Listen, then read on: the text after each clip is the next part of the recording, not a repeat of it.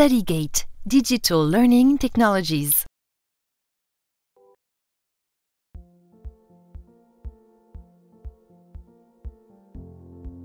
Traitement de l'hypertension artérielle. Alors, il faut savoir que le traitement de l'hypertension artérielle fait deux volets. Il y a le volet non pharmacologique, c'est les mesures hygiéno-diététiques, et le volet pharmacologique qu'on va développer. Commençons par les mesures hygiéno-diététiques. Celles qui sont prouvées sont surtout la limitation de la consommation en sel. Donc c'est un régime hyposodé, donc régime strictement désodé, avec un chiffre l'insuffisance cardiaque. Donc là, il faut limiter la consommation de sel à 6 grammes par jour. Ou si on veut le vérifier, là, on peut faire la natriurése de 24 heures. Deuxième mesure, c'est la réduction du poids en cas de surcharge pondérale en ciblant un body mass index inférieur à 25 kg mètre carré. Troisième mesure, c'est l'activité physique qui est recommandée 30 minutes 5 jours par semaine. Ce n'est plus 3 fois par semaine. Il faut aussi limiter la consommation d'alcool, à 3 verres chez les hommes, 2 verres chez les femmes, en vin. Arrêt définitif du tabac. Régime alimentaire riche en légumes et en fruits. Donc c'est le régime méditerranéen. Et aussi régime pauvre en graisses saturées, donc la graisse d'origine animale, en privilégiant les graisses insaturées, surtout les oméga 3, les oméga 6, les موجودين surtout les poissons. Donc هذوما les mesures et les موجودين في les recommandations qui sont prouvées. Juste femme donc حاجة زايدة qui n'est pas prouvée اللي هي augmentation de l'apport en calcium et en magnésium machin هذيك راهي ce n'est pas prouvé. Il ne faut pas la prendre.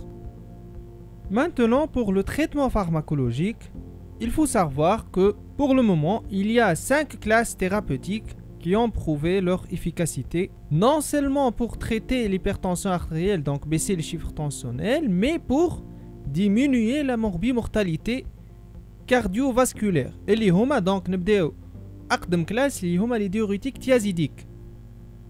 Il y a eu les bêta-bloquants, respectivement les inhibiteurs de l'enzyme de conversion, les antagonistes calciques et les antagonistes des récepteurs de l'angiotensine 2. Commençons par un rappel pharmacologique sur ces différentes classes. Alors pour les diurétiques thiazidiques, le mode d'action en fait, c'est une baisse de la volémie par effet natriurétique au niveau du segment cortical de dilution et en partie au niveau du tube distal. Ça va donc inhiber le canal Na plus Cl- et donc favoriser la natriurèse, donc diminuer la volémie et donc diminuer la tension artérielle. Bien que femme a aussi un effet décrit plus ou moins vasodilatateur des diurétiques thiazidiques qui est non expliqué. Alors comme molécule type, femme a l'hydrochlorothiazide, les diurylix, ou femme ce qu'on appelle les apparentés au thiazidique qui est l'indapamide. Alors les principaux effets secondaires, c'est l'hypocalémie, l'hyponatrémie bien évidemment, c'est un état d'hyperaldostéronisme secondaire, l'hyperuricémie ou avec allège في contre-indication, il y a la goutte, l'hypercalcémie aussi, attention, l'intolérance au glucose, donc les thiazidiques sont diabétogènes. Et il faut savoir que les thiazidiques sont contre-indiqués lors de la grossesse, de l'allaitement et lors d'une insuffisance rénale sévère chronique lorsque la clairance devient inférieure à 30 ml par minute. La deuxième classe, c'est les bêta-bloquants. Alors les bêta-bloquants, c'est des antagonistes des récepteurs bêta-adrénergiques. Donc au niveau du cœur, c'est un effet chronotrope négatif et inotrope négatif, donc baisse du débit cardiaque et donc baisse de la pression artérielle. Au niveau du rein, ils vont inhiber la sécrétion de l'arénine en antagonisant les récepteurs bêta-1. Et il faut savoir que certains bêta-bloquants ont des propriétés vasodilatatrices. Donc comme exemple, le nibuvolol, c'est un vasodilatateur, le carvedilol et le celiprolol. Ils ont des propriétés vasodilatatrices. Mais surtout les nubivolol et les nébilettes. Les effets indésirables des bêta-bloquants, bien sûr, le bronchospasme, la bradycardie, le syndrome des rénaux, l'asthénie, l'insomnie, la dysfonction érectile et le risque diabétogène. B. Donc pour le bronchospasme, ne sont pas contre-indiqués fait le BPCO, c'est pas une contre-indication absolue, sauf si il y a un facteur spastique très important. Par contre, fait l'asthme, oui, ils sont absolument contre-indiqués. Concernant la dysfonction érectile, il faut plutôt opter vers les bêta-bloquants qui ont des propriétés vasodilatatrices, surtout le nubilate. Le nubilate, nibivolol, mais il y a une dysfonction érectile. Pour le risque diabétogène, il est moins décrit avec le nibivolol aussi, avec le carvedilol, le ciliprolol. Par contre, pour l'athénolol, l'hypotène, il y a un risque diabétogène. Pour les contre-indications, bien sûr, qui m'a dit l'asthme, le BAV au degré, c'est-à-dire deuxième et troisième degré, l'insuffisance cardiaque aiguë décompensée sévère, la myasthénie aussi, l'artériopathie des membres inférieurs, c'est une contre-indication aussi, mais qui est relative. Mais il faut savoir que les bêta-bloquants, maintenant, sont en déclin d'intérêt dans le traitement de l'HTA. D'ailleurs, les recommandations anglaises ont supprimé les bêta-bloquants dans le traitement de l'HTA. Troisième classe, c'est les inhibiteurs de l'enzyme de conversion, les IUC. Donc, leur effet, en fait, ils vont inhiber l'enzyme de conversion, donc diminuer la production de l'angiotensine 2 et donc la production de l'aldostérone. Donc, ils ont un double effet. Un effet sur la volémie, puisqu'ils vont baisser la production de l'aldostérone, donc diminuer la réabsorption de sodium au niveau du tube collecteur. Et un effet surtout vasodilatateur par inhibition de la production de l'angiotensine 2, qui est une des puissantes hormones vasoconstrictrices dans l'organisme. Et encore, vont baisser la dégradation de la bradykinine et les kématarf ont une activité vasodilatatrice. Bien sûr, pour l'enzyme de conversion, c'est une enzyme qui est ubiquitaire, mais tawa femme a un regain d'intérêt surtout pour ce qu'on appelle l'enzyme de conversion tissulaire locale, il est موجودة au niveau du rein. وهذاك علاش donc les IUC زاد عندهم un effet néphroprotecteur. عندهم donc des indications aussi bien dans l'HTA, dans l'insuffisance cardiaque, le post-infarctus ou la néphropathie à partir de stade de microalbuminurie. Donc les IUC font plusieurs molécules, surtout le lopril qui est très disponible, le captopril, l'énalapril, le perindopril, et les molécules qui sont largement répandues sur le marché tunisien. Les effets secondaires, surtout la toux sèche, très importante, il faut la différencier ça de toux de l'insuffisance cardiaque, qui est plutôt nocturne et matinale. On a aussi la dysgeusie, Z, et attention bien sûr, comme tous les autres vasodilatateurs, à l'hypotension orthostatique chez les sujets âgés, et aussi au risque de déshydratation. Les contre-indications sont faciles à apprendre au nombre de 4. La grossesse, l'hypercalémie, la sténose bilatérale des artères rénales et l'œdème angioneurotique Z, c'est une contre-indication absolue.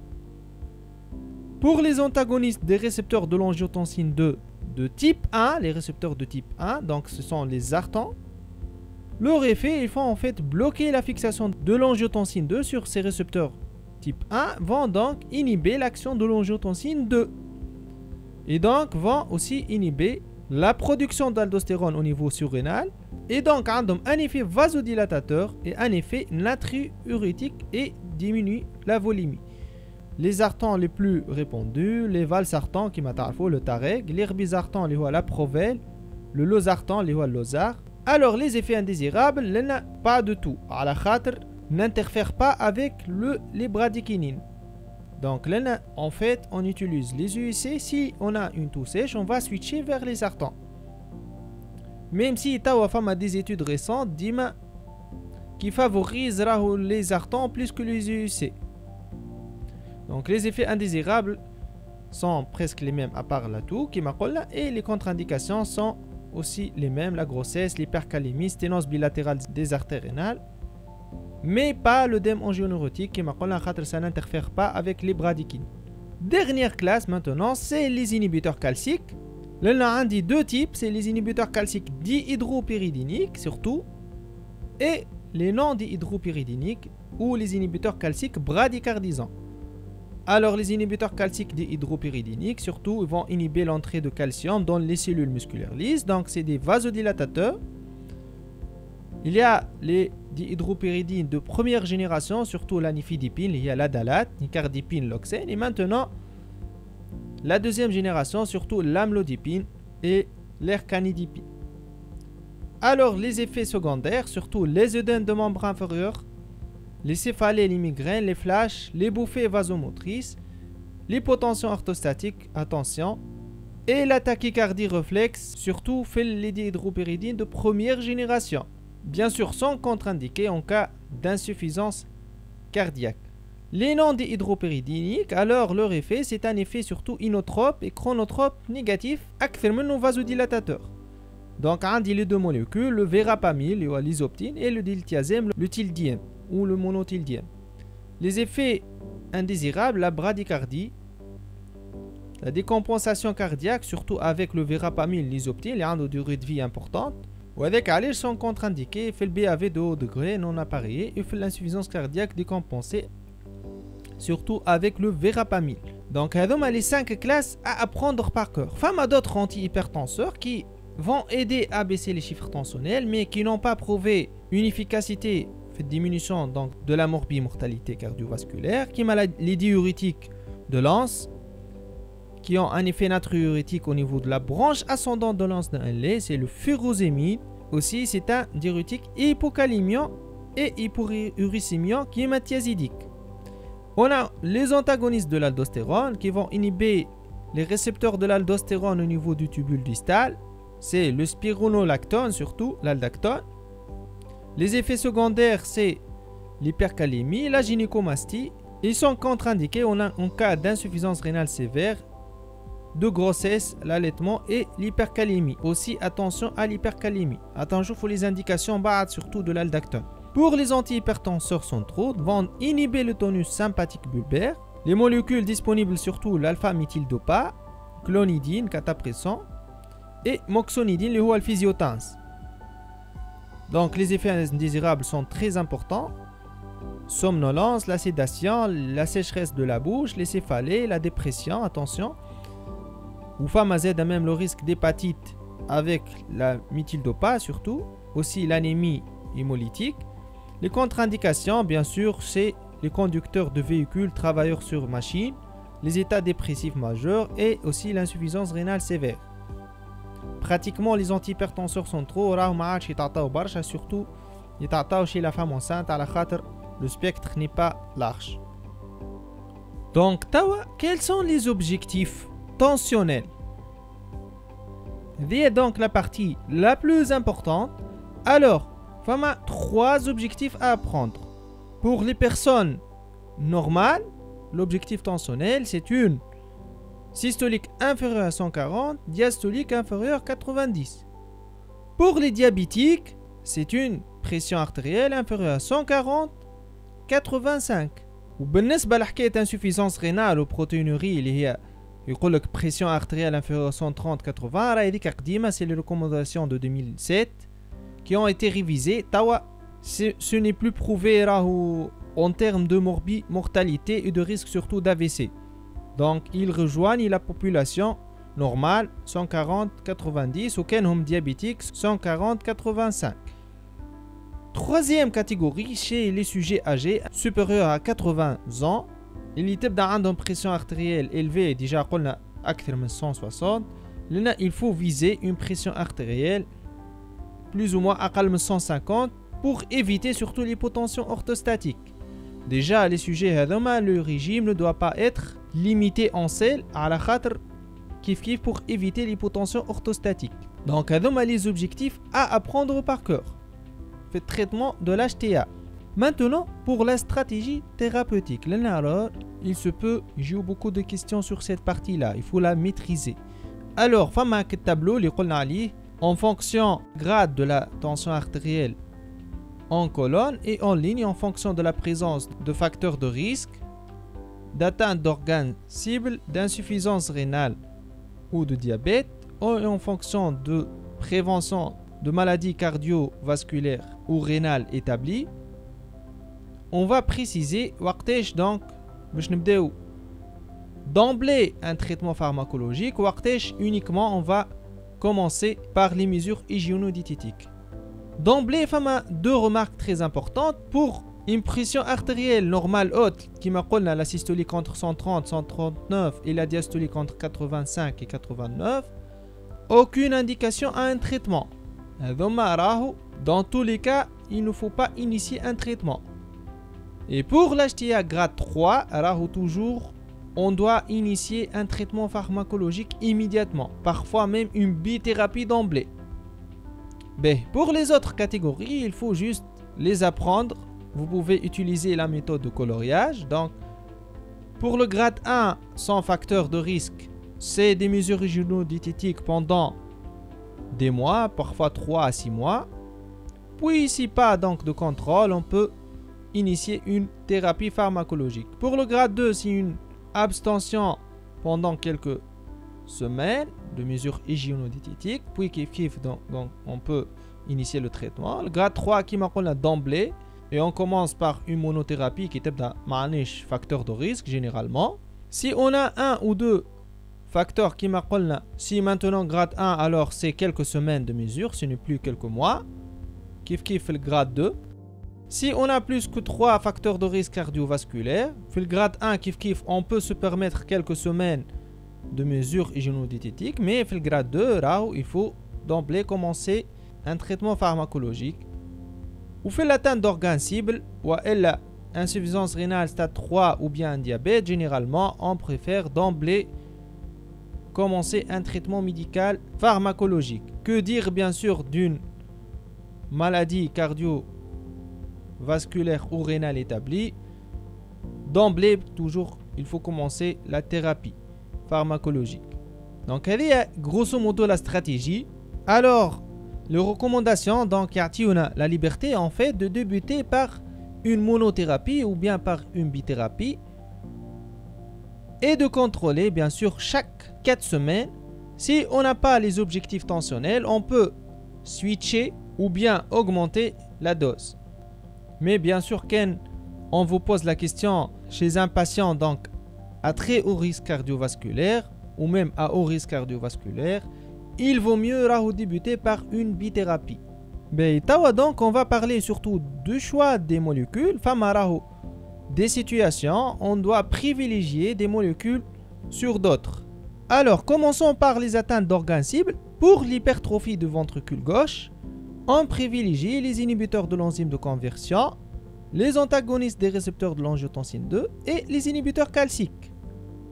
En cas de microalbuminurie ou une insuffisance rénale modérée, toujours privilégier les inhibiteurs de l'enzyme de conversion et les ARA2. Ou dit chez le diabétique type 2 qui m'a connu les ARA2 khir mais les inhibiteurs de l'enzyme de conversion. Maintenant en prévention secondaire, en cas donc d'antécédent d'AVC, par atteinte des troncs supra-aortiques, c'est surtout les inhibiteurs calciques qui sont les plus efficaces. Les bêta-bloquants aqall fait la prévention de l'AVC. Alors, en cas de post-infarctus, les bêta-bloquants, les inhibiteurs de l'enzyme de conversion et en cas d'intolérance, les ARA2. En cas d'angor stable, les bêta-bloquants et les antagonistes calciques, surtout bradycardisants. En cas d'insuffisance cardiaque, les diurétiques thiazétiques, les bêta-bloquants de l'insuffisance cardiaque, les inhibiteurs de l'enzyme de conversion, les ARA2 et on peut utiliser aussi les anti-aldostérone. En cas d'anévrisme de l'aorte, c'est les bêta-bloquants. En cas de fibrillation atriale, pour contrôler le rythme, surtout les bêta-bloquants ou les antagonistes calciques bradycardisants. En cas de protéinurie, les inhibiteurs de l'enzyme de conversion, les ARA2. Et en cas donc d'atteinte artérielle périphérique, les inhibiteurs de l'enzyme de conversion et les inhibiteurs calciques sont recommandés. Alors, quelques situations chez les sujets âgés plus que 65 ans, il y a donc généralement une HTA systolique isolée, c'est les thiazidiques et les inhibiteurs calciques. Kif pour les sujets de race noire, les thiazidiques et les inhibiteurs calciques, à la khatre généralement le système sympathique et le système rénine-angiotensine-aldostérone sont moins sensibles aux thérapies. En cas de syndrome métabolique, les inhibiteurs de l'enzyme de conversion, les ARA2 ou bien les antagonistes calciques. En cas donc de diabète qui m'appelle les deux molécules, surtout les inhibiteurs de l'enzyme de conversion, les ARA2. Attention aux bêta-bloquants et thiazidiques qui sont diabétogènes. En cas de grossesse, c'est contre-indication absolue aux IUC ARA2 qui m'appellent aux thiazidiques. Donc on peut utiliser soit les bêta-bloquants, les inhibiteurs calciques. On peut adjoindre l'alpha-méthyldopa et la bétolol. Bien sûr, il faut surtout recourir aux associations fixes. Lorsqu'on donne une bithérapie ou une trithérapie, ça va améliorer donc la compliance et l'observance thérapeutique. Bien sûr, un sujet qui est polymédiqué, donc il vaut mieux un seul comprimé que 3 ou 4 ou 5 comprimés par jour. Bien sûr, les associations, plusieurs méthodes à choisir, mais attention, les associations à éviter, les IUC et l'ARA2, bien évidemment. Et l'autre association à éviter, c'est les bêta-bloquants, les IUC ou ARA2, sauf si, bien sûr, post-infarctus ou bien insuffisance cardiaque. Mais associations qui sont bien efficaces, qui sont très synergiques, surtout les IUC et les diurétiques, ou bien les ARA2, les diurétiques, et les IUC ou l'ARA2 avec les inhibiteurs calciques. Donc, c'est des associations qui sont synergiques. Maintenant, une question très importante, c'est à propos de l'HTA résistante. Alors, la définition, il faut la prendre. En fait, c'est l'échec d'atteindre la pression artérielle cible malgré des règles hygiéno-diététiques bien conduites, une trithérapie anti-hypertensive à dose adéquate comprenant au moins un diurétique thiazidique après 4 semaines de traitement. Là, on va définir donc une HTA résistante et bien sûr, toute HTA résistante, il faut d'abord la confirmer par la MAPA ou bien par l'automesure. Donc, c'est la première étape. Puis, une fois c'est confirmé, il faut chercher 4 choses devant toute HTA résistante. C'est la barche. D'abord, il faut s'assurer de l'observance du traitement pharmacologique et non pharmacologique. Vous l'avez bien sûr, il faut faire des questionnaires. C'est ce qu'on appelle la conciliation médicamenteuse. Puis, une fois on a éliminé l'inobservance, il faut s'assurer que le patient ne prend pas un traitement ou une substance qui peut être responsable de l'élévation de la pression artérielle. Surtout l'alcool dans les pays occidentaux. Mais surtout, donc les médicaments, attention aux médicaments, il faut les apprendre. La liste elle est longue. Troisième chose à faire, il faut penser au syndrome d'apnée de sommeil. C'est une cause très importante. Il y a des critères diagnostiques. Donc il faut poser les questions au malade. S'il ronfle la nuit, s'il a des symptômes de type d'asthénie, de somnolence, voire faire la polysomno. Et quatrième chose, bien sûr, chercher une HTA secondaire. Donc, pour l'HTA résistante, il faut savoir que pas mal de fois, on n'a pas donc de diagnostic. Donc, on peut renforcer le traitement antihypertenseur. L'anti-aldostérone, il trouve sa place. On peut adjoindre un alpha-bloquant ou un antihypertenseur central également. Et il y a aussi les techniques qui sont en cours d'essai, qui sont spécialisées. C'est ce qu'on appelle la dénervation rénale ou la stimulation des barorécepteurs. Bien sûr, pour la prise en charge de l'HTA, il ne faut pas oublier les autres facteurs de risque cardiovasculaire. Donc, systématiquement, chez les patients et les diabétiques, un contrôle glycémique optimal avec une hémoglobine glyquée cible inférieure à 7%. Pour les statines, alors, on peut les indiquer en prévention primaire. Quand on dit seulement l'HTA avec un autre facteur de risque, le diabète, alors c'est une indication d'emblée. Ou quand on dit bien sûr une maladie cardiovasculaire déjà établie, les statines sont indiquées en prévention secondaire avec des LDL cibles inférieures à 0,7 g par litre. L'aspirine, alors à faible dose, il peut être indiqué en prévention primaire dès qu'on a plusieurs facteurs de risque. Mais il faut l'introduire dès que la pression elle est équilibrée. Donc, il faut raisonner les 3 molécules, surtout les IUC, les statines et l'aspirine à faible dose. Situation de maladie, athérosclérose, néphropathie, dyslipidémie, diabète, HTA, syndrome coronarien, il ne faut pas oublier ces 3 molécules. qui sont transversales. Dernier chapitre, alors c'est la surveillance.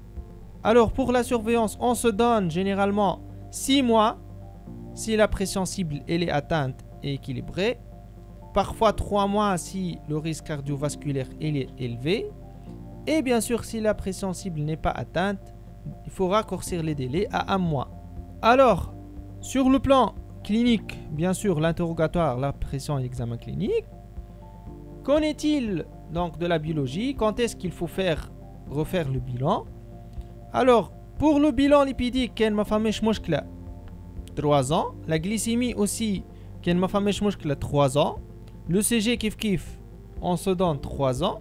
Bien sûr, avec un facteur interférent. Pour l'ionogramme et la fonction rénale, c'est 1 année. Bien sûr, quand on a le traitement جديد, surtout les EUC ou la RA2, dima ionogramme uricréate avant, 7 et 15 jours après. Juste une dernière remarque, est-ce qu'on peut arrêter un traitement antihypertenseur totalement chez un malade qui est hypertendu et qui est équilibré? Réellement, dans les recommandations, ils disent qu'on peut diminuer le traitement antihypertenseur. Donc, ici, le malade il est équilibré sur une large période, mais on n'arrête pas le traitement. StudyGate, Digital Learning Technologies.